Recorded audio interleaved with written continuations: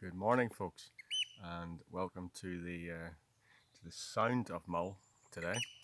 Um, and you may have noticed I'm out of the cycling kit, so this is a rarity. This morning I decided I would have a little walk just as a change and deliver the message from Mull from a different location. Now, I know some of you have just joined in the last couple of days, so what you can expect from the WhatsApp group is a little message from Mull most mornings from myself. You'll get messages from my colleague Katie as well at the minute. We'll also do an exercise of the day and usually get a little quote of the day. And in amongst that, we might throw in some little challenges. And today's exercise of the day is going to come in the form of a slightly more light-hearted challenge to sort of challenge your balance and your coordination, which is something we've been talking about recently on the group. Now, if you've just come to the group and you'd like to catch up on any of the stuff you've missed, it's all posted on our website, laurenhealthyoptions.co.uk. So there you will get all the messages from Mull. There's quite a few now. I think we're up to around about 40. So don't treat it like Netflix and binge watch that. You'll be sick of the sight of me and you'll be talking with a Northern Irish accent and it'll all go strange.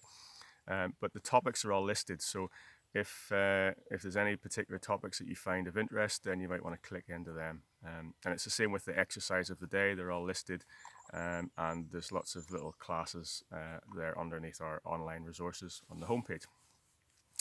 Now, a bit of a landmark day for us. We've gone over 200 on the WhatsApp group. So thank you so much for staying part of this or joining up. We really hope it's helping people. And as I said, the last couple of days we've been talking about balance and also the function of the skeletal system. And today's message from Mull is let's put some meat on the bones. So we're going to talk about muscle tissue today and why that's important for you. Now, we have three different types of muscle tissue. We have cardiac muscle, which is the muscle in our heart. We have smooth muscle, which you tend to find more in your digestive tract and maybe in your arteries and your veins, sort of hollow organs. And then we have skeletal muscle, and that's the stuff that we're going to focus on today.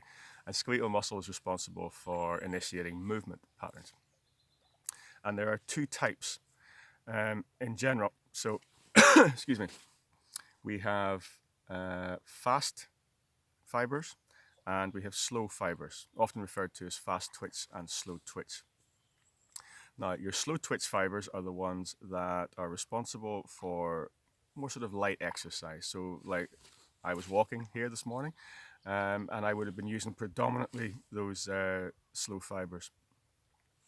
And they don't fatigue very quickly. Sorry, excuse me, frog in my throat this morning. And your fast fibers are, they react quickly and they contract quickly and relax quickly. And they can produce more force, but they do fatigue quickly. And they're the sort of fibers we use more for, say, correcting a fall, for reactionary movements and actions. And it's important that we're developing both of them, really. Now, you tend to see extreme differences in athletes. So the sort of perfect example, if you look at the difference between Mo Farah, who is very thin because he is predominantly slow fibers and they're quite a thin fiber, and a sprinter like Usain Bolt. So it tends to be much bigger, much more bulky because fast fibers are larger fibers.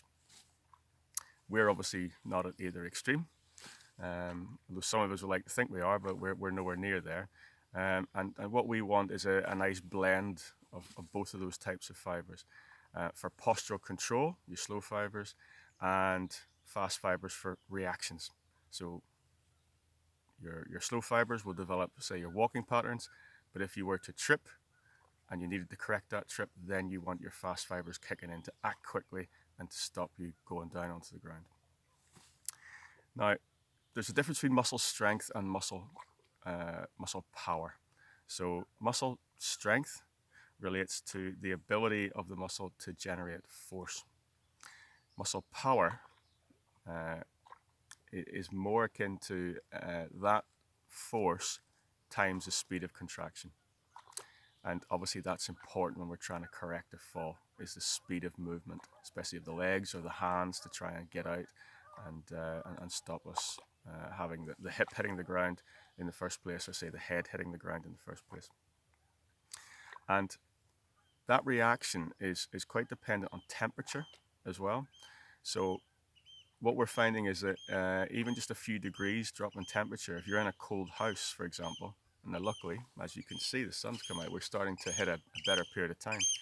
But if you're cold, then you might find that your muscle power drops by about 20% in only 45 minutes of being in a cold environment. So please bear that in mind. Muscle tissue is very dependent on heat. And that's why we always do little warm-ups with you when we're training you in the gym or in the Move Well classes, for example. And also, when you get cold, your proprioception suffers. So the way you sort of feel where you are through your feet, cold limbs will make your proprioception suffer quite a bit. And it affects your gait patterns as well. So we tend not to take such a natural stride, and that can increase the risk of trips and falls. So muscle tissue is not just important for locomotion, for movement, but also for heat. And if you have less muscle tissue, you will generate less heat as well. And then again, that increases your risk of falls. And we tend to start losing muscle tissue as we age, especially from middle age onwards. And the problem is that we start to lose those fast fibers quicker than the slow fibers. So our reactionary response tends to suffer a little bit more. We still have the tissue to develop our postural control and carry out light activities, and that's really good. But we have to work a bit harder to try and hold on to those fast fibers. And that involves putting the resistance against the muscle tissue.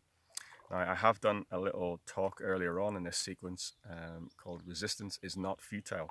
And you might want to have a little look at that as well, because it links very well to what we're talking about today. So the loss of your slow fibers is reduced compared to the fast fibers. And one of the problems then is as we get older, we tend to put on a little bit of weight. We tend to be a wee bit heavier. And then so as we lose that muscle tissue, we're trying to carry around a heavier body and heavier limbs with less muscle tissue. So effectively, we're a lot weaker. And that makes a lot of everyday tasks much harder. It increases the risk of falls. It reduces our independence. And because we're losing muscle mass, as we said yesterday, we start to lose bone density as well. And then all the effects of bone density, which again relates to an increased incidence of falls. And more prone to fractures if we do fall. And the other thing, if we do get injuries, then quite often we develop what we refer to as asymmetry, and that just means that we have more muscle tissue on one side of the body than the other. So we see that a lot in the elderly. And if one side of the body operates differently to the other, when the brain sends a signal, then again there is a higher risk of falls. So we want to try and correct that. The good news is, because that's a lot of negative stuff, the good news is this can all be corrected. And what we're finding is that in just 12 weeks of regular exercise, both mixing up your sort of light, more aerobic activities and doing some resistance work, then you can undo about 10 to 20 years of deconditioning. So it can be turned around quite quickly if we really focus on what we're doing. And that regular physical activity will increase the sort of capillary supply to your muscle tissue. It increases the energy that the muscle can actually produce. And your muscle strength will increase first through sort of neural pathways improving. So the muscle doesn't get bigger straight away. Basically, the link between the brain and the muscle tissue gets better initially, so you're more effective, your technique is more effective, and that makes you feel stronger. And that happens in the gym as well. So when you're pushing weights in a gym, you don't straight away start to build muscle tissue. The link between your brain and the muscle and the joints improves first, and that gives the impression that you're getting stronger.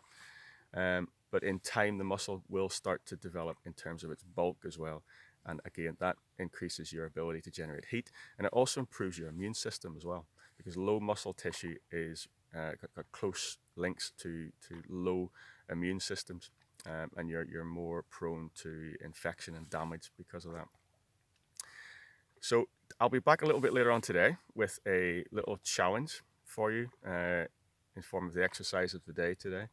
As I say, quite light-hearted and based around improving balance and control. And I'll ask you to feedback some of your outcomes from that. If you are going to feed back to myself or Katie at the minute, you respond to our personal WhatsApp accounts, because obviously we're the only ones that can post on the group WhatsApp, and that means you don't get lots and lots of comments on there, and it keeps the posting down to a minimum. So I hope that was helpful. As always, if you're watching this on the YouTube channel, please subscribe. And just to prove that I am on the Sound of Mull, I'll just give you a little look around. Absolutely stunning this morning. One of the reasons why I came out for a walk. Really high tide as well. Jurek Castle over there in the background. So as always, guys, you please stay safe. Try to get outside, enjoy this fantastic weather, get some sun on your face, get that vitamin D production, and I'll catch you later. Bye bye.